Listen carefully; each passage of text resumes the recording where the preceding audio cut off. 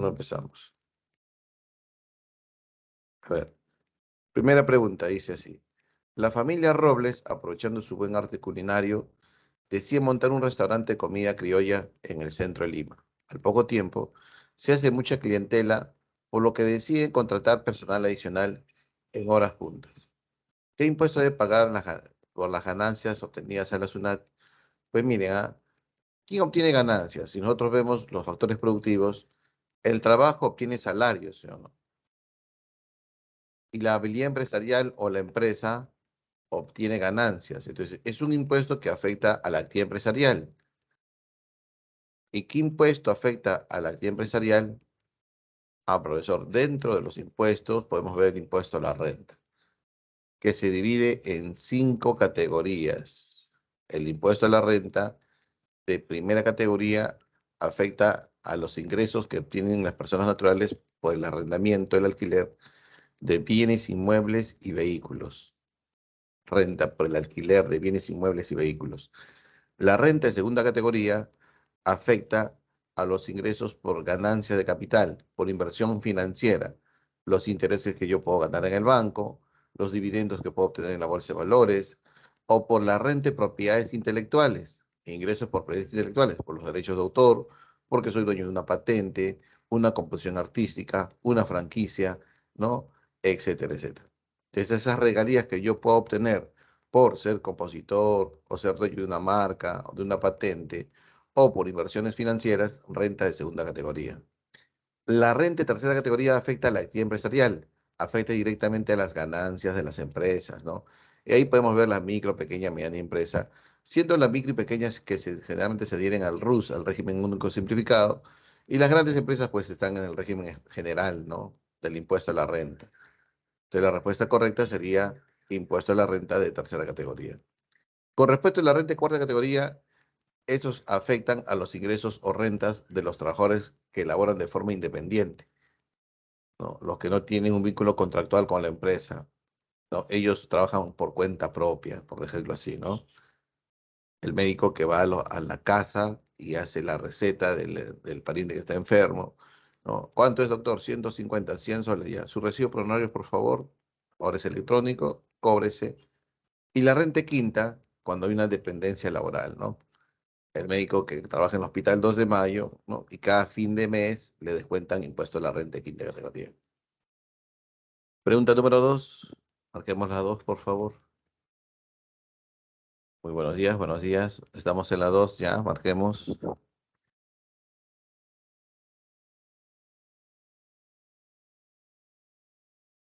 Vamos, vamos.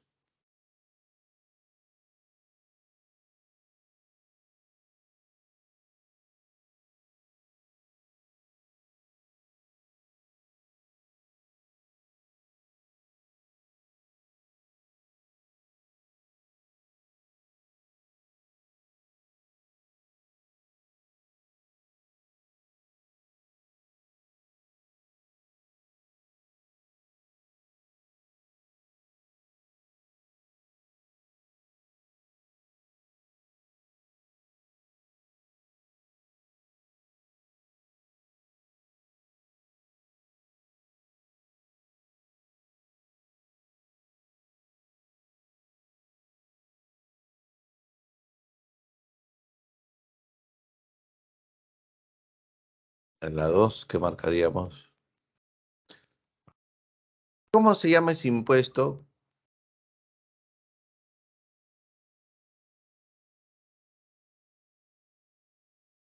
que afecta a los bienes que hacen daño?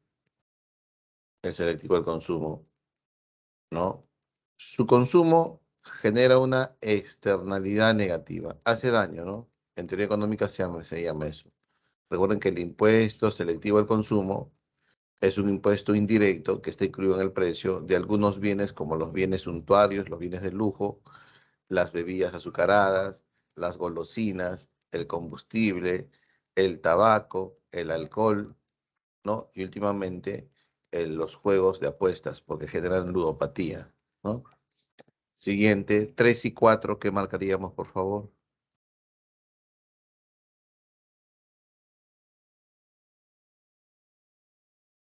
Muy poco tiempo para marcar.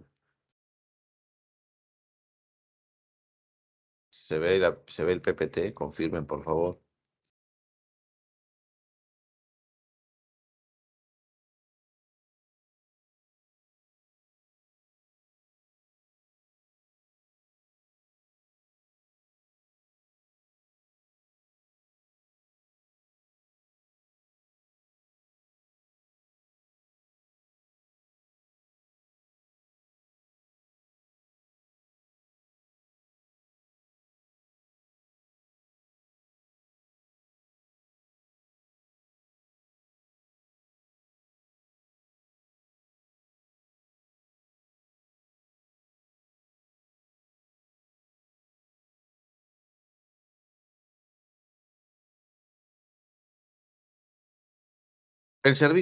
El bien o servicio que ofertan los supermercados, paraditas, bodegas y comercios ambulatorios de este país es afectado en un precio por un determinado tipo de impuesto pagado al final por el consumidor.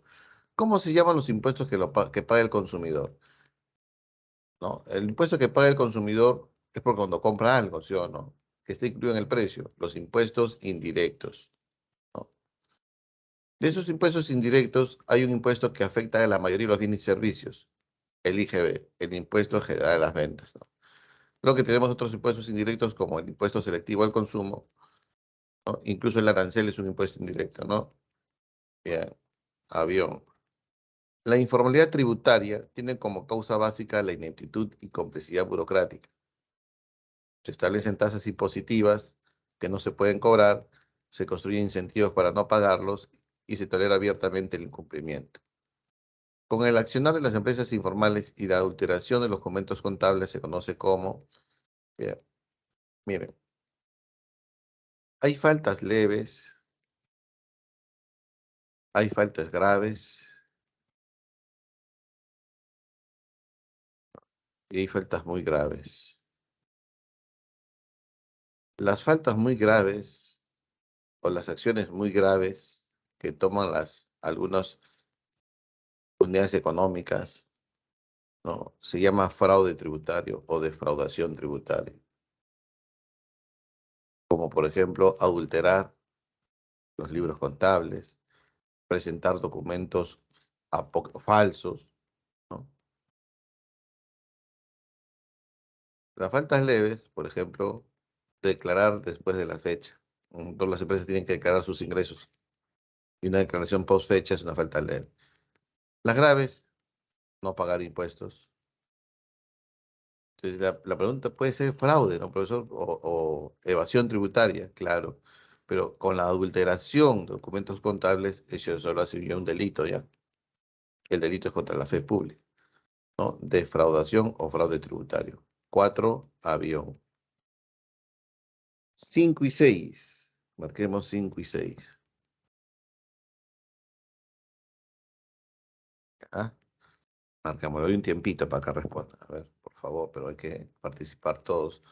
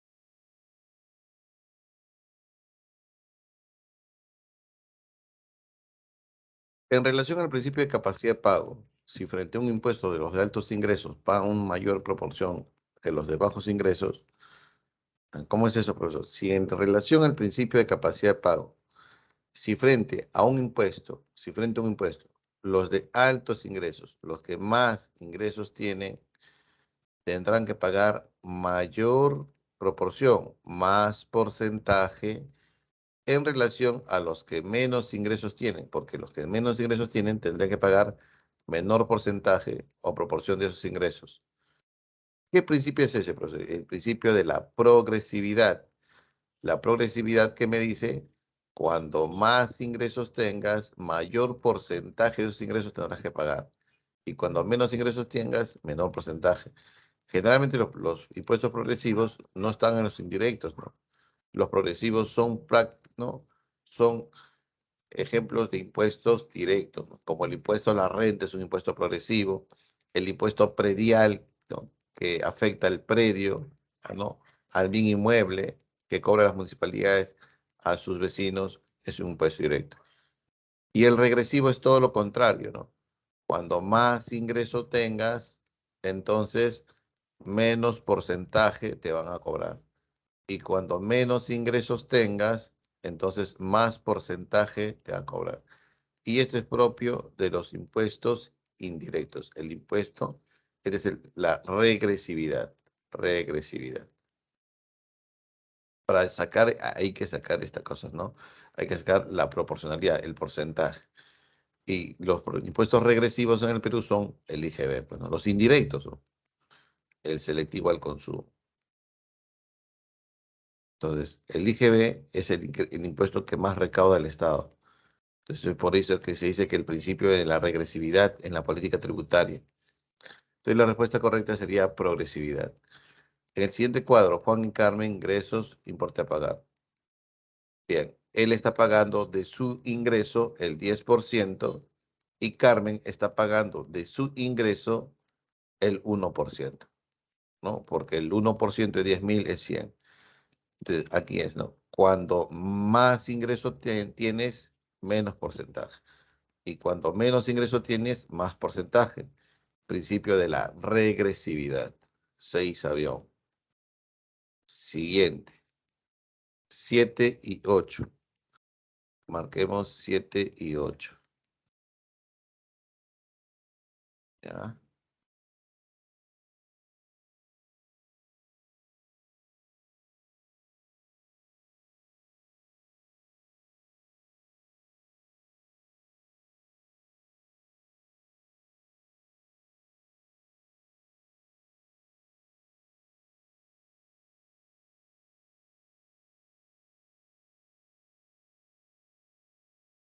Siete y 8.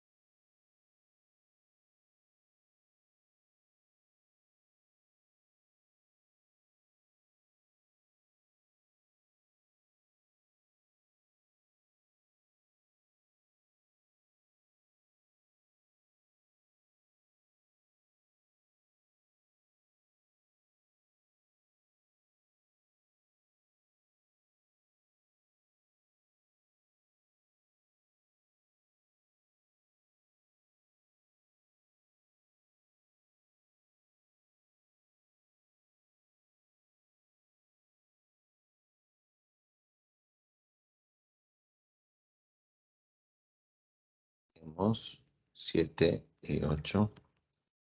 7 y 8, ¿qué marcaríamos? A ver.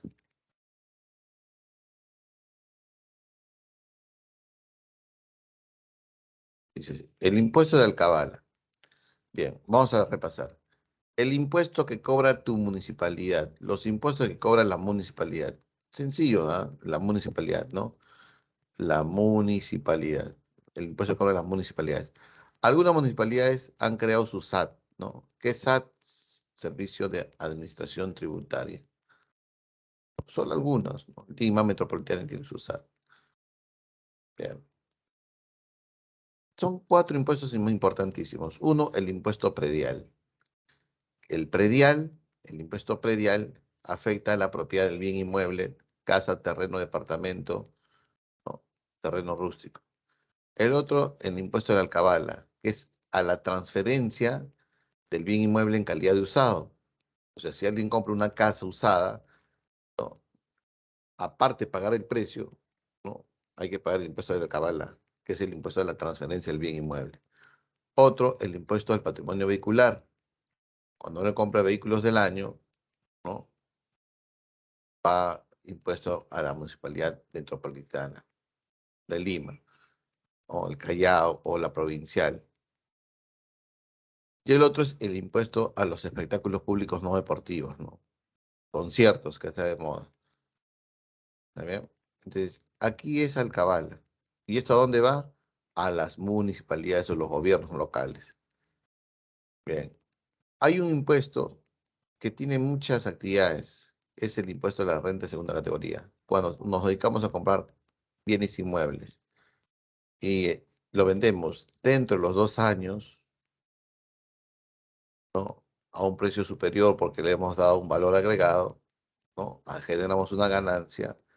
Ahí entra el impuesto a la renta de segunda categoría. 8 avión. Siguiente. 9 y 10. Marquemos 9 y 10, por favor. 9 y 10. Ángel, Álvaro, Brenda.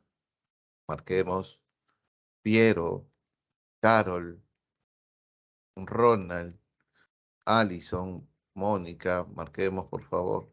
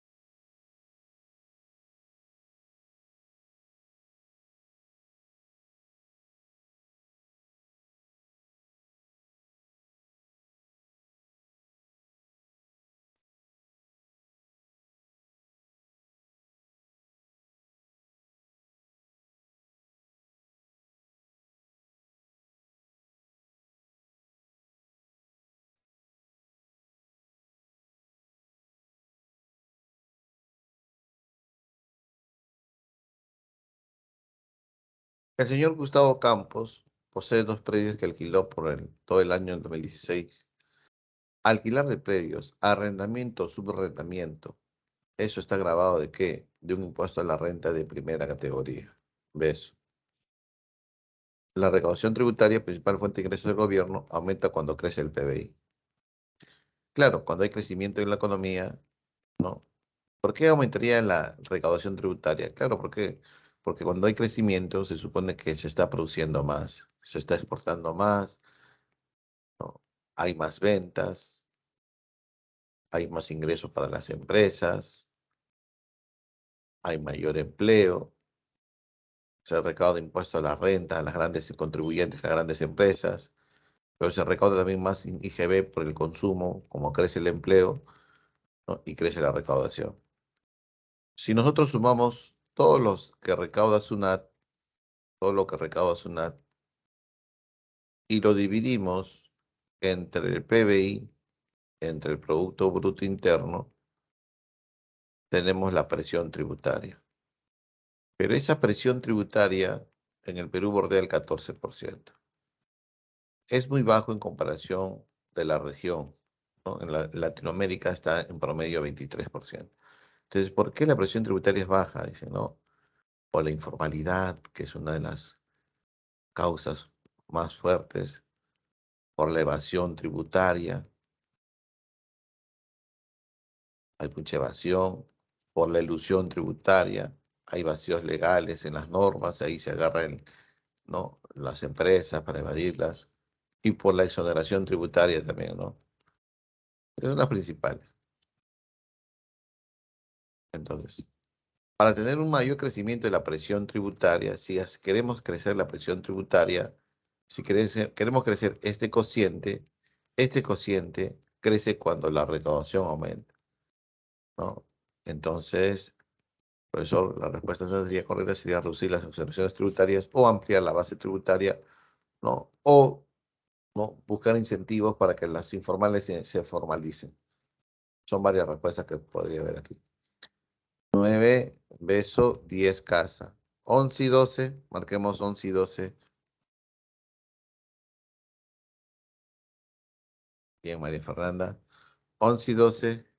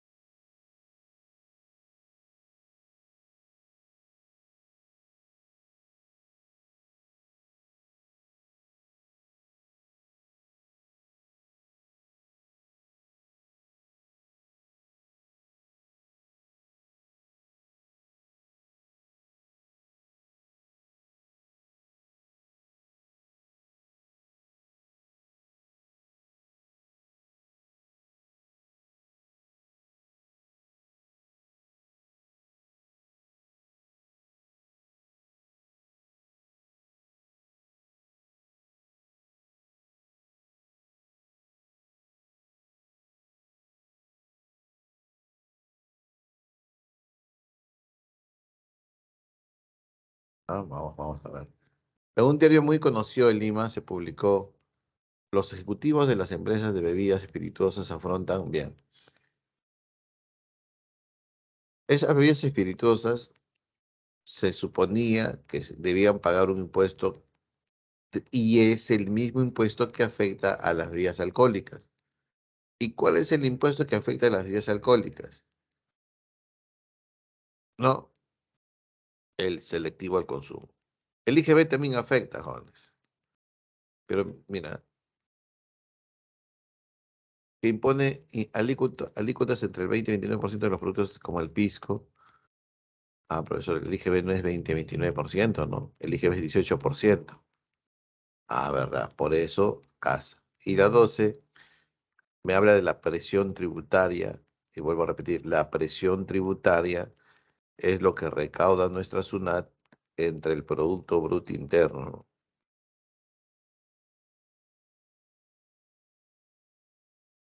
Si queremos incrementar esta presión tributaria, pues tenemos que incrementar la recaudación. Y una forma de incrementar la recaudación es incentivar el contrabando, no. Promover la formulación de empresas, sí. Reducir las tasas impositivas, caería la recaudación, ¿no? Elevar el pago de la deuda externa no tiene nada que ver. Entonces, beso, 12 besos. Bien, 13 y 14, marquemos 13 y 14, por favor.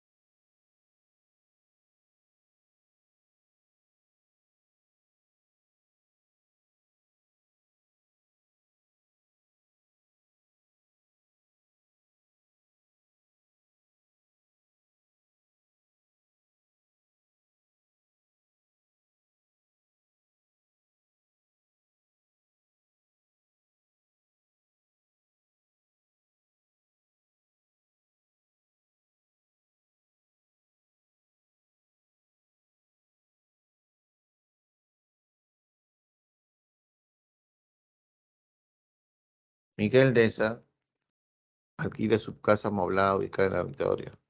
Ah, pues alquiler debe pagar a SUNAT un impuesto a la renta, ¿no? Impuestos, sí.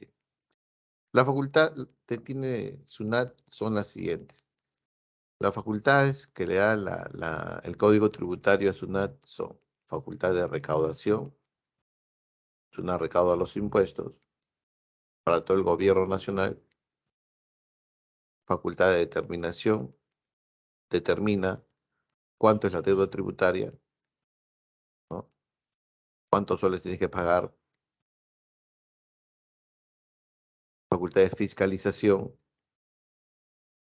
y esa facultad de fiscalización hace referencia a que la máxima autoridad tributaria, SUNAT, podría abrir los contenedores y verificar qué es lo que se está importando, qué es lo que se está exportando, ¿no? Podría ir a una bodega y pedir, ¿no?, la boleta de venta, las facturas, o podría presentar una carta a una empresa diciendo que dentro de la siguiente semana va a ir los trabajadores de SUNAT, los funcionarios de SUNAT, a verificar los libros contables. Esa es fiscalización. Facultad sancionadora. Nosotros vemos locales clausurados temporalmente, empresas, ¿no?, que son sancionadas con UITs, ¿no? Y también hace una cobranza coactiva, ¿no? La cobranza coactiva significa que SUNAT está cobrándose los impuestos impagos a las empresas o al contribuyente mediante el embargo. ¿Está bien? Bien. Entonces aquí me dice, la facultad permite establecer el monto tributario, o sea, cuánto pagar, facultad de determinación. 15 y 16. Marquemos 15 y 16, por favor.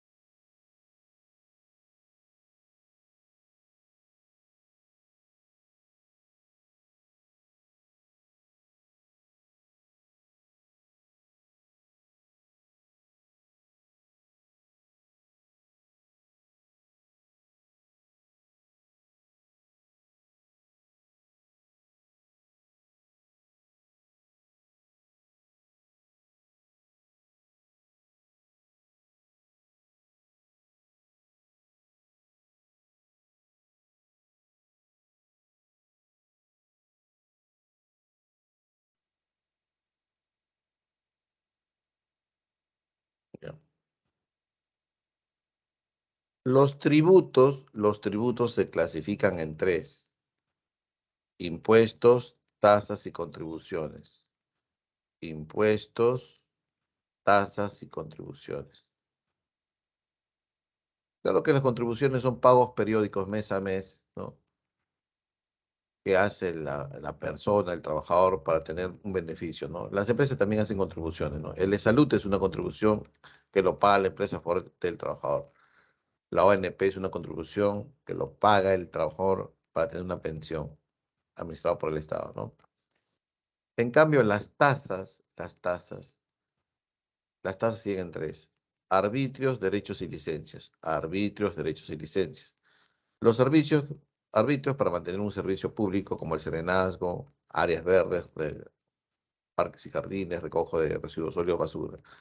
Los derechos se pagan por dos motivos: cuando el Estado me brinda un servicio de carácter administrativo, o yo quiero ser usuario de un espacio público como un museo, un parque zonal, un parque de las leyendas, una carretera a través del peaje. Y las licencias son autorizaciones, son permisos que el Estado da al contribuyente para realizar una actividad económica.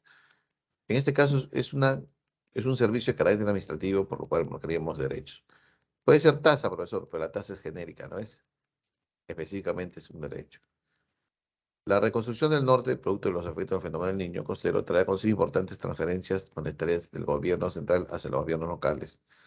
Dentro del presupuesto general de la República, estos montos se registran dentro. Bueno, tenemos el presupuesto público que tiene dos entradas, ¿no? Dos columnas: ingresos y los gastos.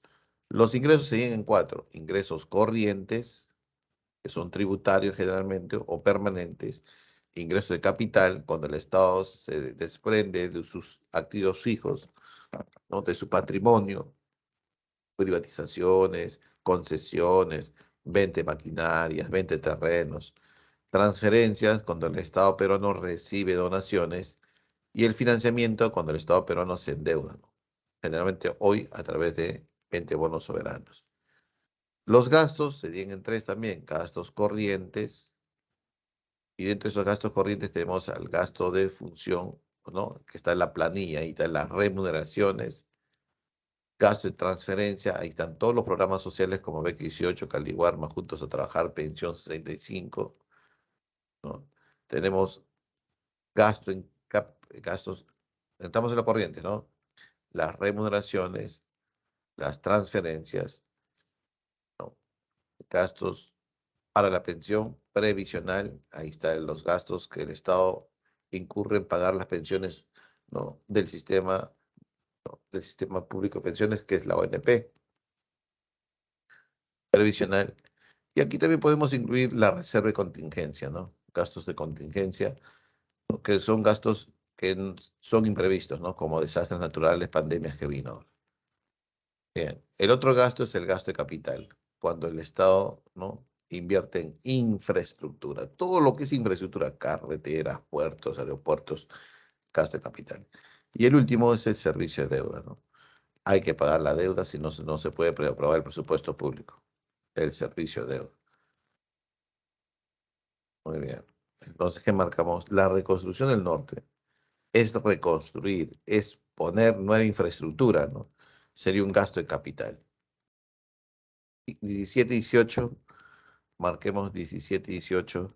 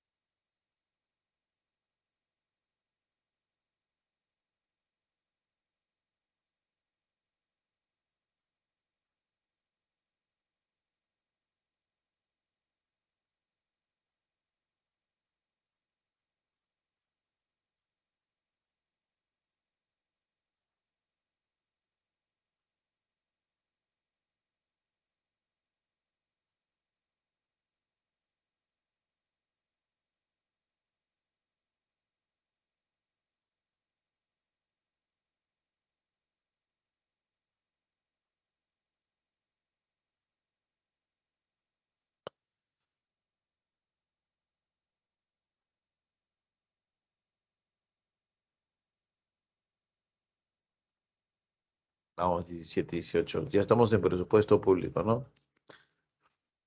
En la 17 me habla de la privatización. Privatizar significa vender las empresas públicas, vender el patrimonio del Estado al privado, por lo cual el Estado estaría reduciendo su patrimonio. ¿Qué tipo de ingreso dentro del presupuesto público sería la privatización, la concesión, la venta de maquinarias, herramientas, equipos, la venta de bienes inmuebles, la venta de títulos valores, porque el Estado también podría tener acciones que la está poniendo en venta? Ah, profesor, ingreso de capital, ¿no? 17 veces. La 18, ¿qué marcamos la 18?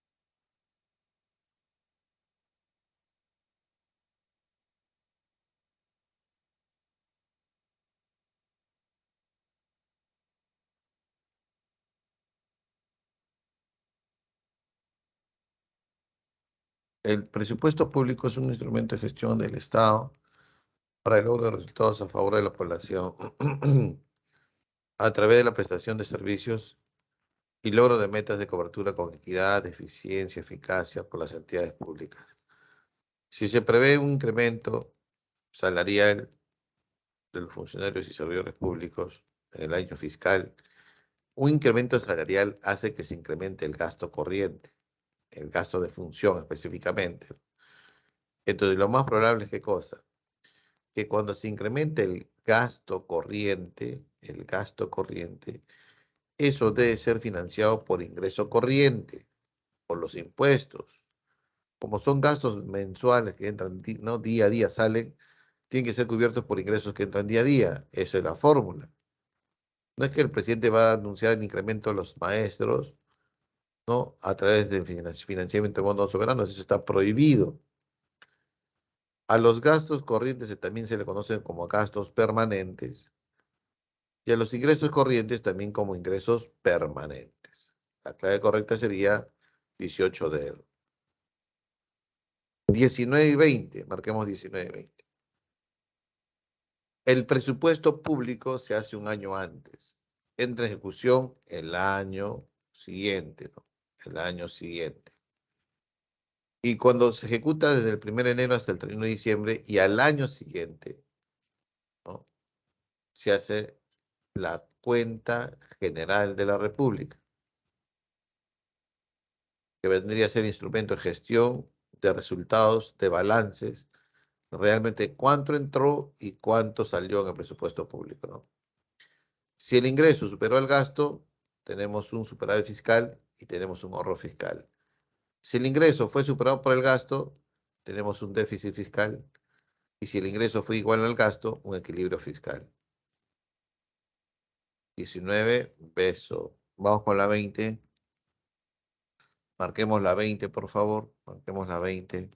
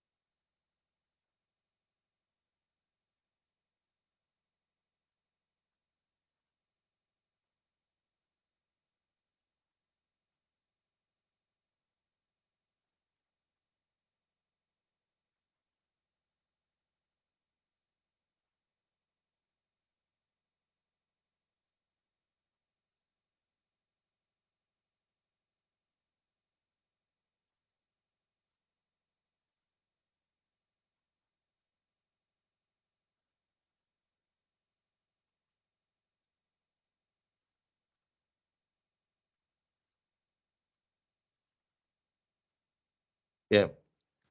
Cuando el Perú vende bonos soberanos, dentro de la balanza de pagos es una cuenta financiera. ¿Está bien? Y dentro del presupuesto público es el financiamiento, ¿no? Porque es una deuda, pues. Al vender bonos, el bono es un instrumento de deuda, generalmente de largo plazo, ¿no? 20 dedos. 21 y 22, con respecto a las deudas, ¿no? A las deudas. Ah, hay una renegociación, eso lo he visto en balance de pagos, ¿no? 21 casa. 22, en Valenlandia se ha desatado un nuevo escándalo político. El ministro de Economía había alterado los resultados del ejercicio presupuestal. El resultado del ejercicio presupuestal es la cuenta general de la República, pues sí o no. Al punto que engañó a la población haciéndole pensar que finalmente después de 15 años la economía no solo había equilibrado, sino que los ingresos superaron los gastos. O sea, el maquillaje fue así, ¿no? El ingreso fue superior al gasto. O sea, dijo, por fin hemos tenido un superávit, dijo, ¿no? El ministro, ¿no? Pero este es falso, ¿no? Realmente, ¿qué tuvo? Tuvo lo siguiente, ¿no? Que el gasto superior al ingreso. O sea, el resultado original fue un déficit, pero al maquillarlo salió como superávit. De lo anterior se deduce que el resultado original fue un déficit fiscal, presupuestal, mientras que el que presentó a la población era un superávit. 22, avión. 23 y 24. Marquemos 23 y 24, por favor. Un tiempito les doy, a ver. Marquemos, por favor, marquemos.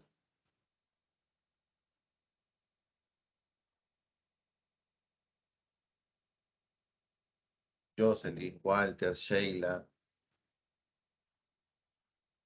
Sarel, Ruth, Alberto, Nicole, Piero, marquemos, por favor.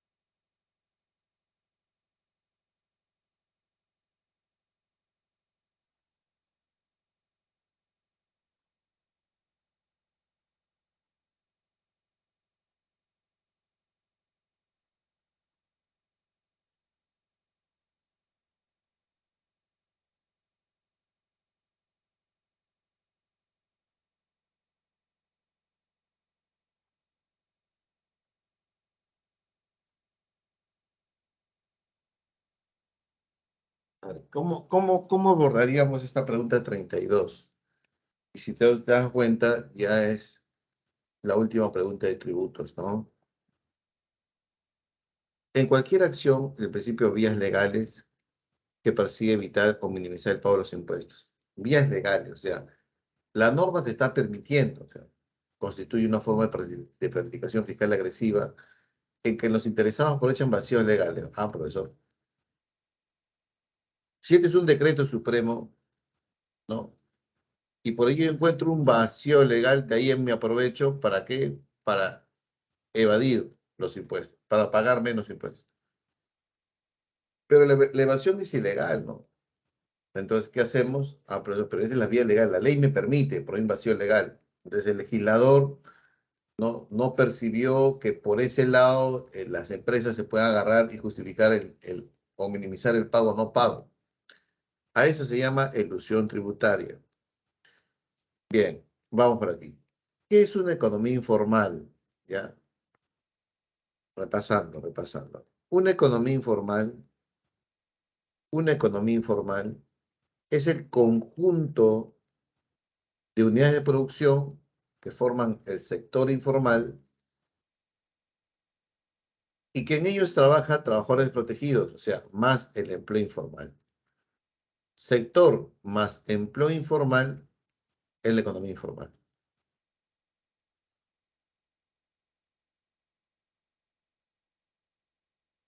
Entonces, la economía informal sería así, ¿no? El conjunto de pseudoempresas que conforman el sector informal y que en ellos trabajan trabajadores desprotegidos que se llaman el sector informal, que no cuentan con beneficios laborales como salud, gratificación, vacaciones, CTS, etcétera, etcétera. Y el sector informal, la carretilla, el puesto de verduras, etcétera, etcétera, sector informal.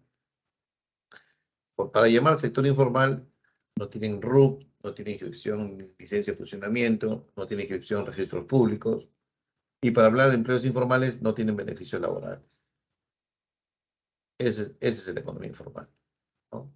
Entonces, hay que distinguir entre economía informal, sector informal y empleo informal. Ahí podría venir esa pregunta, ¿no? ¿No? Pepe Lucho abrió su carrito sanguchero en la cochera de su casa, ¿no? Le va bien, muchas personas acuden por las noches, ¿no? Ha contratado 3 trabajadores, 3 ayudantes, que le paga por jornal 50 soles, ya, no teniendo acceso a un seguro, sus trabajadores, ¿no? A una pensión, etcétera. Entonces, profesor, ahí hace referencia, ¿qué cosa? Al empleo informal, ¿no? Acá sería el empleo informal. Pero podría abrir, ¿no? Y la carretilla, ¿no? Y que los trabajadores de la municipalidad le advirtieron que saque su licencia municipal. Ah, profesor, ahí me habla del sector informal. De la unidad de producción, sector informal. Bien, 33 fotógrafos turísticos. Ah, profesor, esta es informalidad, ¿no? Siempre por ahí encontramos fotógrafos. Adivinación, también informalidad. Recuérdense que cuando estamos en la economía informal, la actividad que realizamos no está prohibida, sino que estamos al margen de la norma. Y la ilegalidad está contra la norma, ¿no? La actividad en una economía ilegal, para que yo esté en una economía ilegal, lo que yo estoy haciendo está prohibido. La comercialización de ese producto está prohibido, está restringido. Entonces, un tráfico. El tráfico de drogas sería ilegal. Te dicen, economía informal sería 1 y 2 nada más. Bien, continuamos 34, 35 y 36. Marquemos, por favor. 34, 35 y 36.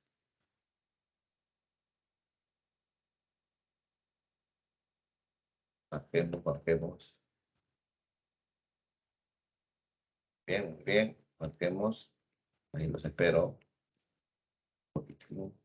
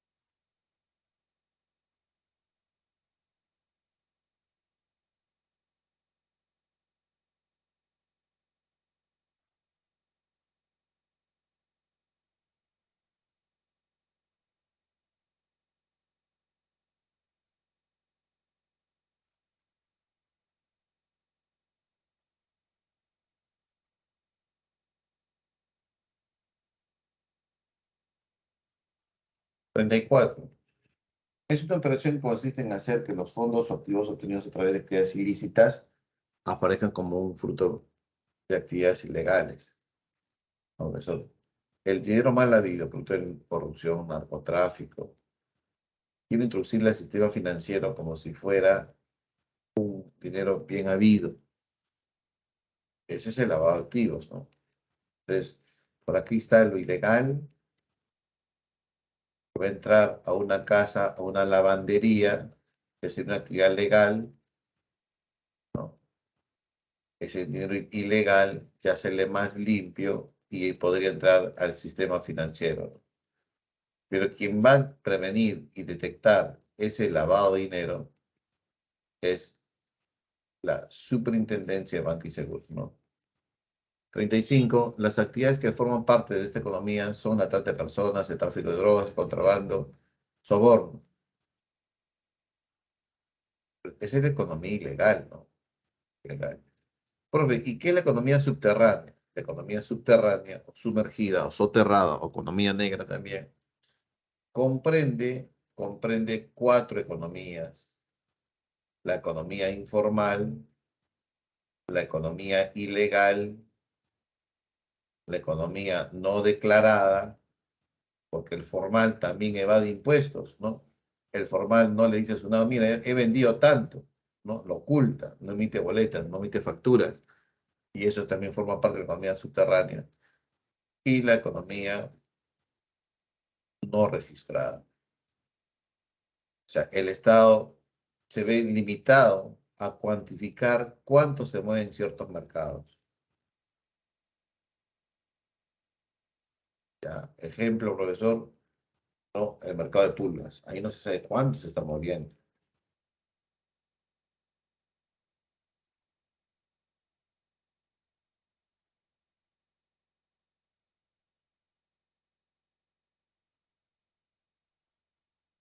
Bien. 36. 36. ¿Cuáles son las causas de la informalidad? Dentro de las causas de la informalidad tenemos, ¿no? La presión tributaria, ¿no? Si el Estado ahorca, la informalidad crece. Eso tiene por hecho, la presión tributaria. Otra causa es el costo laboral. Si yo tengo una empresa y tengo trabajadores, a mi trabajador yo le pago 16 sueldos al año por 11 meses trabajados, un mes de vacaciones, 12 sueldos, dos gratificaciones, una CT y en salud, son más de 16 sueldos al año por 11 meses trabajados, profe, y es un costo laboral para mí. Sí, es un costo laboral. Otra causa de la informalidad es la baja productividad. ¿Y eso por qué, profesor? Porque esa baja productividad lo sufren personas menos capacitadas, personas que no han terminado ni siquiera la primaria. Entonces, si no han terminado la primaria, ¿a dónde van a trabajar? A la informalidad. Es un tubo de escape para esas personas que sufrieron una exclusión. Entonces, si uno se emplea, ¿no? Es considerada una causa de la informalidad en el Perú que afecta la productividad. Ah, pues, productividad, educación. De estas unidades productivas que están al margen de la legalidad y que los intentos por disminuir los costos de la formalización como régimen especiales de impuesto a la renta, o sea, le han bajado los impuestos, le han puesto menos trámites, menos burocracia. Para este grupo han sido infructuosos, ya que este no es el motivo subyacente. El verdadero motivo es que no son suficientemente productivos y solo subsisten para sobrevivir. Ah, la baja productividad, el nivel de educación. Pues, 36 de 37 y 38 y 39. Marquemos, por favor.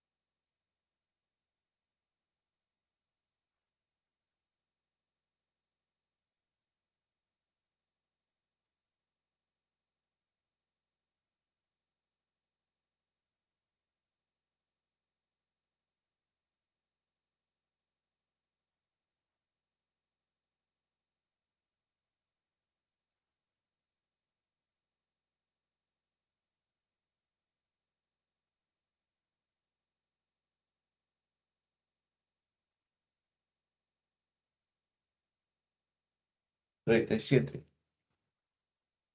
Es la actividad que está debidamente registrada ante las autoridades fiscales, reporta sus movimientos económicos por medio de pago de impuestos ante el sistema de administración tributaria. Parece que se encuentra enterado de los ingresos, gastos, costos, proveedores y clientes de una empresa grande, mediana, pequeña o micro, pero también de una persona física como entidad empresarial.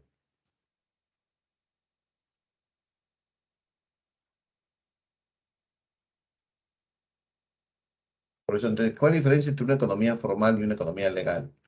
Cuando hablamos de una economía legal es que no estoy violando la ley. Cuando hablamos de una economía formal es que estoy cumpliendo con todos los requisitos que me exige la norma, el Estado.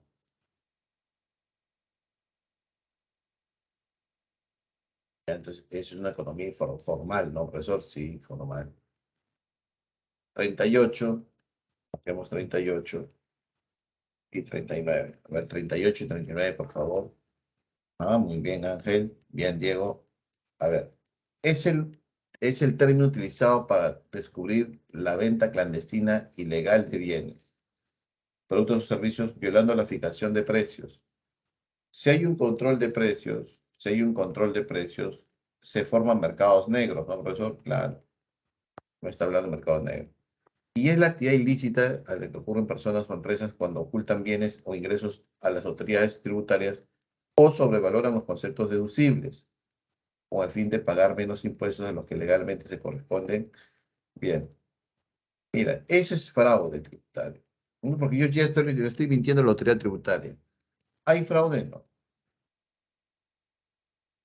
La evasión tributaria. ¿Qué prende la evasión tributaria? Muy bien, continuamos. Hasta la 40, ¿ya? Vamos. A ver, una gráfica. Fuente INEI, cuentas nacionales. Tenemos la parte azul, que vendría a ser, a ver, ¿cómo es esto? ¿Cómo interpreto esto? Lo naranja, ¿qué sería? El sector informal, ¿no? El sector informal.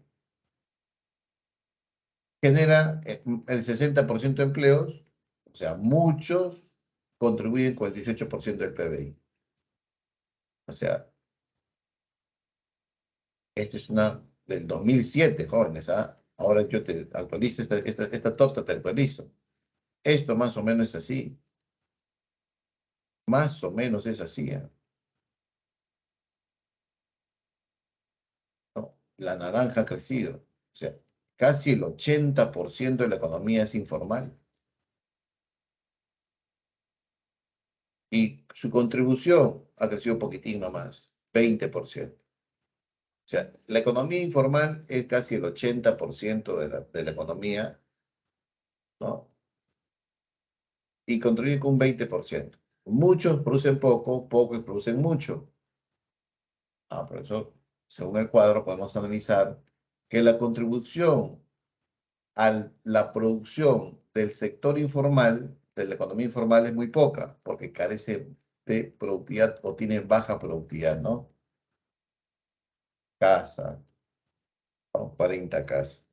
Muy bien, muy bien. Pasemos al FORCE, por favor, pasemos al FORCE.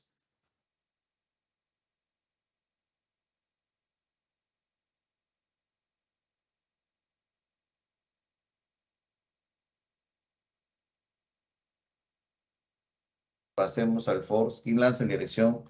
Son tres preguntas como para pensar, más o menos. A ver, ¿quién lanza en la dirección? Hay una pregunta de tributación, hay una pregunta de cuentas nacionales y una pregunta de informalidad, de economía informal.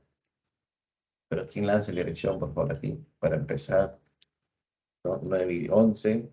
Ya. Entonces, está corriendo el examen, ¿ah? 9 y 11.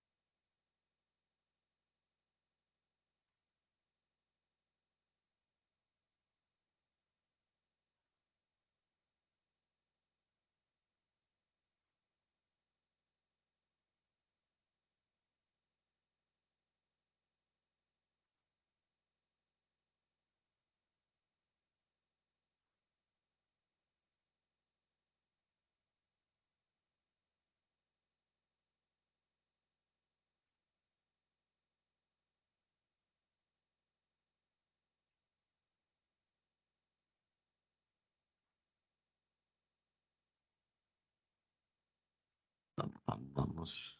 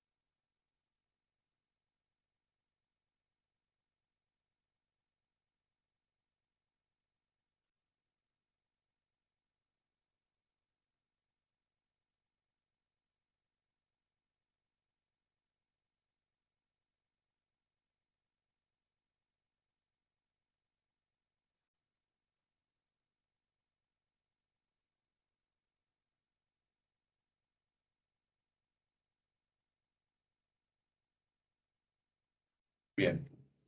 El examen va a estar abierto, jóvenes. Quiero que lo den. ¿Ya?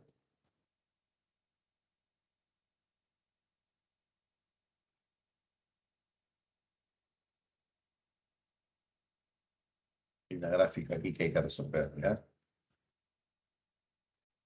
Si hablamos de ineficiencia económica, que es una consecuencia de la informalidad, por ineficiencia significa que ese recurso no va a ser utilizado en pleno, no se va a sacar su máximo provecho, ¿no? Que podría generar, ¿qué cosa? Alteraciones a los espacios públicos, y esos espacios públicos van a ser violentados por la informalidad y generan una externalidad negativa, un perjuicio, una congestión vehicular, ¿no? El impedimento del paso de los transeúntes, etcétera, etcétera. 41. Según la estimación del efecto del COVID-19 en la economía peruana, podemos afirmar que estimación del impacto del COVID-19 en la economía peruana enero-abril 2020. En 2020 tendremos una desaceleración de la economía, una desaceleración. ¿Qué es una desaceleración? Un crecimiento, pero cada vez más lento, más lento, más lento, ¿no? Por ejemplo, esto es una desaceleración, ¿ve? Esto es una desaceleración. Esto es A, desaceleración. Pero el efecto es este, ¿no? Efecto COVID-19, el rojo. La economía tendrá un repunte en el 2020. En el 2020 tendrá un repunte, no, perdón, si nosotros analizamos 2017, 2018, 2019, el 2020, vamos a caer, ¿sí o no? Este es el lapso del 2020, ¿ve? Este es el beso. En 2020, la economía se contraerá 4,5%, contracción de la economía. Puede ser, ¿no? En 2021 será otro año más de recesión para el 2021 esto. No, no, aquí hay una recuperación y un crecimiento, ¿no? Porque estamos jugando con el cero acá, ¿no? -1, este es el cero, ¿no? Más o menos esto, ¿no? Entonces la escala correcta sería casa, casa, ¿no? Me salió recto, ¿no? Bien. Este es el cero, ¿no? Y cero hacia arriba es crecimiento y cero hacia abajo es recesión. Siguiente pregunta. Marquemos, a ver, marquemos. Mira la gráfica, Banco Mundial, el Banco Mundial tiene unas gráficas. El impacto del coronavirus en el PBI en América Latina. PIB es igual a PBI, ¿no? Variación del PBI, hay previsiones, estimaciones, previsiones de junio, ¿no? Previsiones de enero, es en naranja, previsiones de junio del 2020, el rojo. Mira, el cero significa que las previsiones para enero eran de un crecimiento lento, pero ya las previsiones para julio, de casi todas las economías entran en recesión. ¿Está bien? Perú tenía la mejor proyección de crecimiento para el 2020. Perú. Claro, después de Colombia, sí. Chile no tenía proyección de crecimiento de enero de 2020. Chile. Chi, no tenía previsión de crecimiento. Sí tenía, ¿no? Las proyecciones de junio de 2020 son de economías en recesión. Las proyecciones a junio de 2020, el rojo es junio, son economías en recesión. En su mayoría sí, ¿no? En su mayoría sí.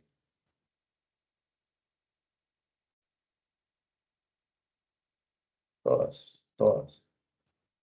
Las previsiones de enero de 2020, en naranja, todos los países iban a crecer, excepto Argentina, sí, porque Argentina no iba a crecer. Argentina está en recesión. Todos iban a crecer, excepto Argentina, sí. Para esta cuenta, predicción naranja hacia la izquierda. Entonces, dedo sí está bien. Dedo está bien.